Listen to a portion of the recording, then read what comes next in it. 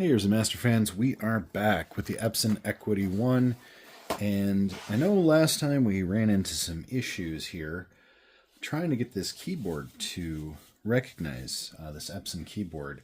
And I've done a little digging, and kind of like the Tandy 1000 keyboards, it seems these Equity 1 keyboards are fairly difficult to find, if not impossible.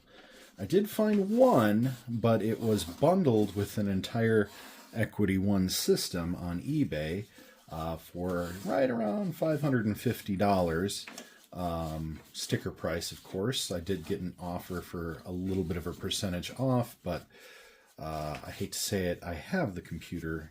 I don't really need another one, but if that was what it had to be, that's what it had to be. Luckily, after some digging, I was able to find some documentation from Epson back in 1989, which detailed some of the capabilities and the compatibilities of the system. Now, these are designed as IBM compatible, so PC compatible. And what normally comes along with that is you get a lot of flexibility in terms of the era being IBM PC dominated. So, that being said, most IBM stuff should work with this, including IBM compatible keyboards. Well, of course, nothing can ever be easy, but I was pretty pleased to find that in that documentation, there's a lot of information, not only on the expansion cards available for this system, but also on the keyboards you could use. And that went all the way up through the Apex models and some of the other branded machines that Epson released. Now, that being said, the Equity 1, Equity 2 only had one model keyboard that came out with it that worked with it as a direct compatible out of the factory. That would be that 8-pin connector that we found to be sort of the matching connector, similar, again, Tandy 1000. So that at first had me a little discouraged to think, oh, so there's one keyboard PCB that actually works with this and one cord, which means that, in all likelihood, I'm going to have a heck of a time trying, sorry, I dropped a screw here, heck of a time trying to find something that's going to work with this system. Now, I had to, of course, continue reading, and at first I just skipped that part and said, well, I guess that's it. And I went back to the documentation thinking there's got to be something I missed. Maybe a pinout or a PCB breakdown or a part number. And I did actually find the part numbers. Of course, they don't turn up anything at all online.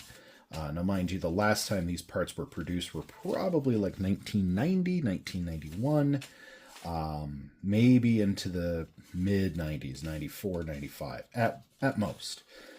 So to be that far disconnected, it's virtually impossible to find, a replacement PCB. So if you ever find a keyboard, even if the PCB appears to be bad, it is absolutely worth your time to repair it because you won't find a replacement PCB. So I did do a little more reading, and in my reading, I found that not only was there information on the PCB and some of the parts, but it actually had jumper settings. So there's a lot of different jumpers on this motherboard. They call it the Mars motherboard. And part of those settings actually are for like the 8087 math coprocessor or some of the memory settings. And the front actually, of course, on this machine has that dip panel where you can adjust settings for memory, and I believe CPU speed, things like that. But there are two jumper positions available on the motherboard, which I was not aware of the last time I had this open, that you can actually enable support for non-Epson keyboards. This is, of course, buried in product bulletin from 1990 and 1989 that, quite frankly, I don't know that I would have even bothered to look for had I not been, in such a way trying to figure out how on earth am I going to get this thing to work without spending time and money to locate essentially a compatible or original keyboard. Now, I would still love an original keyboard for this machine. I mean, that would just be fantastic.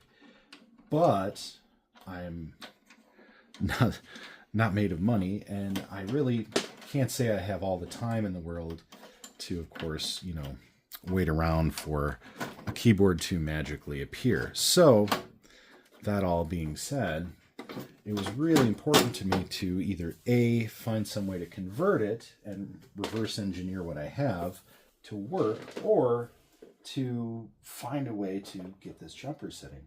I have not opened this up, so you are witnessing this as I am witnessing it, as to whether or not this motherboard has those jumpers, which can be adjusted, or unfortunately, the documentation also shows that some of the earlier models did not have these jumpers available.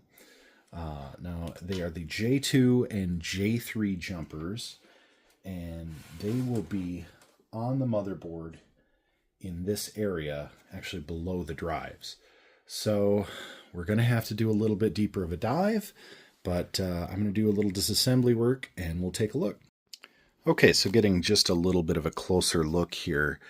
It does appear to be the Era motherboard that may have the jumpers in the positions, but I really can't tell because both of them are going to be located about right here and right here beneath this carrier for the floppy drives.